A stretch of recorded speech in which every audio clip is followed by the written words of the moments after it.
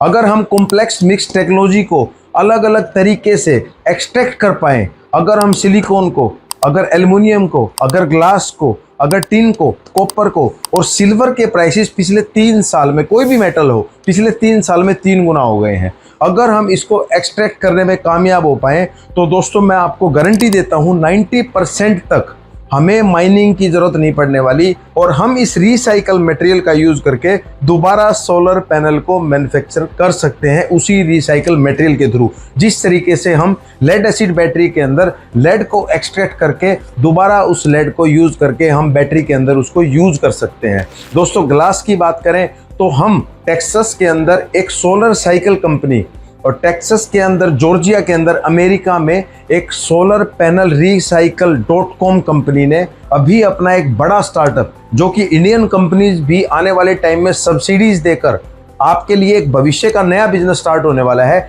Indian companies भी आने वाले टाइम में इन स्टार्टअप के ऊपर बहुत ज़्यादा सब्सिडी देने जा रही है इन्वेस्ट इंडिया के थ्रू। आप इंडिया में ये मशीनरी लगाकर आप रिसाइकल बिजनेस में आकर बहुत ज़्यादा पैसा कमा सकते हैं और गवर्नमेंट की सब्सिडी पा सकते हैं और हमारे एनवायरनमेंट को पोल्यूशन से बचा सकते हैं। टेक्सास में एक कंपनी के स्टार्टअप ने ये दावा किया है, अमेरिका की कंपनी ने ये दावा किया है कि उन्होंने सिलिकॉन की बात करें, अगर उसमें कॉपर की बात करें, टिन की बात करें, एल्युमिनियम की बात करें और ग्लास की बात करें तो 90% तक उन्होंने एक सोलर पैनल से, कॉम्प्लेक्स मिक्स टेक्नोलॉजी के सोलर पैनल से इन सारी चीज़ों को परफेक्ट तरीके से एक्सट्रैक्ट कर लिया है। एक्सट्रैक्शन के तरीका मैं बताता हूँ। उन्होंने जंक्शन बॉक्स को अलग कर दिया है, जो कि एक प्लास्टिक का पीछे जंक्शन बॉक्स होता है। उसके बाद एल्युमिनियम फ्रेम को उन्होंने अलग कर दिया है और जो दो ग्लास सैंडविच टेक्नोलॉजी से चिपके हुए हैं उनको हाई हीट का टेम्परेचर देके उनमें से सिलिकॉन वेफर्स को